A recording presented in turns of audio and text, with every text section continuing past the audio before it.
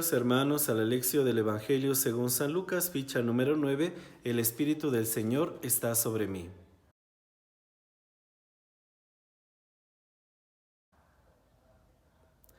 En el nombre del Padre, del Hijo y del Espíritu Santo. Amén.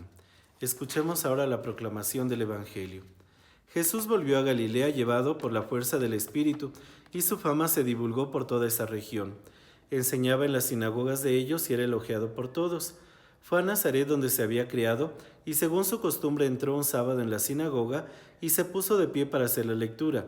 Le entregaron el volumen del profeta Isaías, y desarrollándolo encontró el texto donde estaba escrito: El Espíritu del Señor está sobre mí, porque me ha ungido para anunciar la buena nueva a los pobres, me ha enviado a proclamar la liberación a los cautivos y la vista a los ciegos, a dejar en libertad a los oprimidos, y a proclamar un año de gracia del Señor. Cuando enrolló el volumen lo entregó al ayudante y se sentó.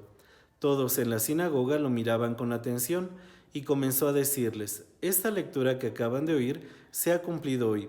Todos se mostraban de acuerdo con esto y estaban asombrados por las palabras tan hermosas que él decía. Se preguntaban: ¿acaso no es este el hijo de José? Jesús les dijo: con seguridad ustedes me dirán este refrán: médico, cúrate a ti mismo. Tienes que hacer aquí en tu propia tierra las mismas cosas que oímos que hiciste en Cafarnaúm. Y continuó: les aseguro que ningún profeta es aceptado en su propia tierra. En tiempos de Elías había muchas viudas en Israel, cuando dejó de llover durante 3 años y medio, y todo el país sufrió hambre. Pero el profeta Elías no fue enviado a ninguna de ellas, sino a una mujer viuda de Sarepta, en la región de Sidón. Y en tiempos del profeta Eliseo había muchos leprosos en Israel, y ninguno de ellos fue purificado, sino Naamán el sirio. Cuando oyeron esto, todos los que estaban en la sinagoga se indignaron. Levantándose lo sacaron fuera de la ciudad y lo llevaron hasta la parte más alta de la montaña sobre la que estaba edificada su ciudad, con la intención de despeñarlo. Pero Jesús, pasando en medio de ellos, se fue. Palabra del Señor. Escuchemos ahora cuál es la estructura del texto. 2 partes. Capítulo 4, 14 al 15, la descripción previa del misterio de Jesús en Galilea. Capítulo 4, 16 al 30, Jesús cumple las promesas de Dios a favor de todos. ¿Cuál es el contexto? Jesús comienza su enseñanza, la presencia del Espíritu es inseparable de Jesús, comienza a ser reconocido. Número 2. Jesús toma la iniciativa de proclamar un texto de Isaías con sentido mesiánico. Número 3. Jesús parece intencionalmente omite el final del versículo que habla sobre el día de la venganza de Dios ejercida por el Mesías. Ya nos está diciendo cuál será su forma de trabajo, la misericordia de Dios. Número 4. Jesús se presenta como Mesías ungido por el Espíritu y asume la misión de anunciar la buena noticia a los pobres, la libertad a los cautivos, devolver la vista a los ciegos y proclamar el año de gracia del Señor, pero nunca habla de la venganza.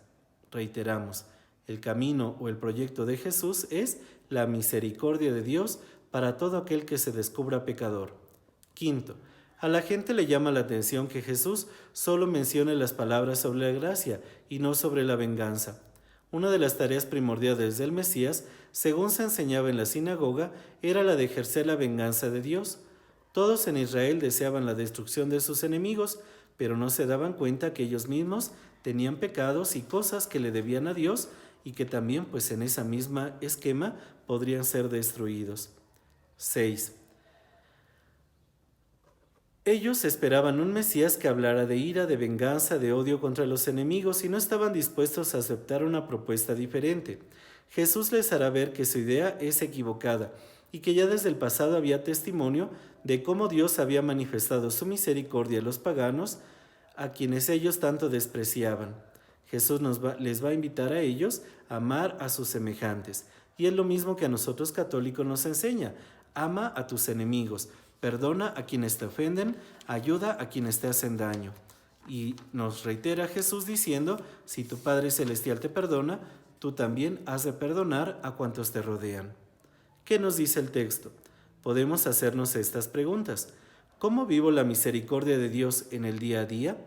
¿Soy capaz de descubrir que le debo mucho a Dios y que Dios me ha perdonado y que de la misma manera yo debo de tratar a mis semejantes? Segundo, soy tolerante con los que no actúan o piensan como yo, o no son de mi religión, o no se comportan como yo quiero. Tercero, he tenido la tentación de creer que Dios debería ser más severo con los que actúan el mal, que Dios de la noche a la mañana destruyera a todos los que matan, roban, violan o hacen daño. ¿Qué sería de ellos? ¿Qué sería de mí en el momento en que yo le fallara a Dios? Así pues, queridos hermanos, la oración se convierte en el espacio para responder a la palabra de Dios, para agradecer, pedir, discernir lo escuchado en el corazón.